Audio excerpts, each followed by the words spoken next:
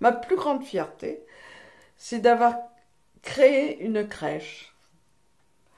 J'ai à Mayotte, il n'y avait rien pour les enfants, il n'y avait même pas d'école maternelle.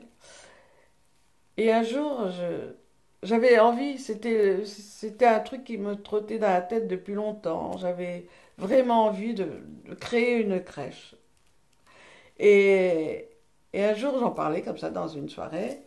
Et je dis, oh, j'aimerais bien faire une crèche ici, il n'y a rien et tout. Et puis il y a une jeune mahoraise qui me dit, mais si tu cherches quelque chose, un local, je peux voir dans mon quartier.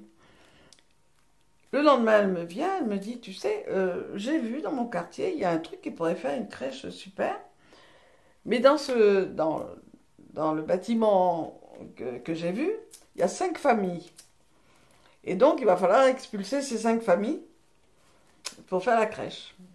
Mais nous étions à Mayotte. Le lendemain, elle va voir le propriétaire de la maison qui lui dit, demain, tout le monde partit. Effectivement, tout le monde est parti. Mais c'était dans un sinistre état. Donc mon mari, qui était un grand bricoleur, il a pris ça en main et nous avons fait une superbe crèche où nous recevions les enfants de 3 mois à 3 ans. Et j'avais fait une crèche, ah oui, c'est ma grande fierté. J'avais fait une crèche et j'avais établi les tarifs suivant la possibilité de chaque famille. Et bon, j'avais des enfants qui payaient pas, mais ils étaient comme les autres, hein. Et j'avais des enfants qui payaient un peu plus. Donc j'avais les Vasas, enfin les Blancs, les Français qui arrivaient, les enseignants et tout ça qui mettaient leurs enfants qui payaient, et j'avais les petits Mahorais qui ne payaient pas. Et au bout d'un moment, j'ai été un petit peu débordée par les petits Mahorais parce que les mamans voulaient qu'ils apprennent le français.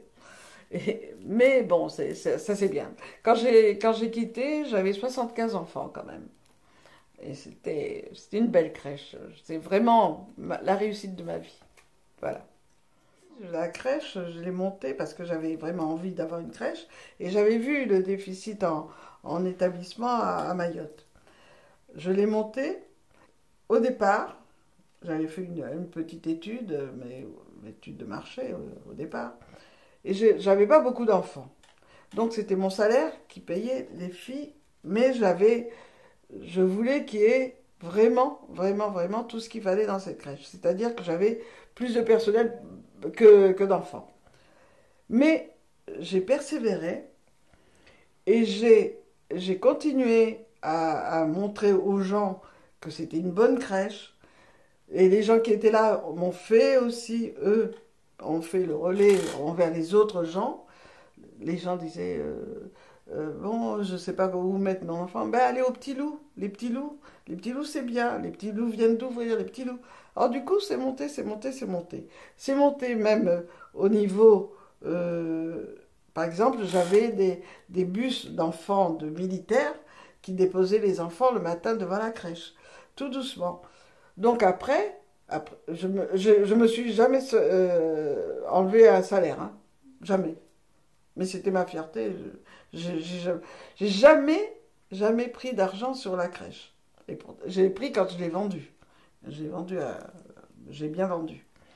Mais sinon, moi j'avais mon salaire, j'avais pas besoin de prendre, hein. Mais je voulais que ce soit impeccable. Donc j'ai fait des trucs.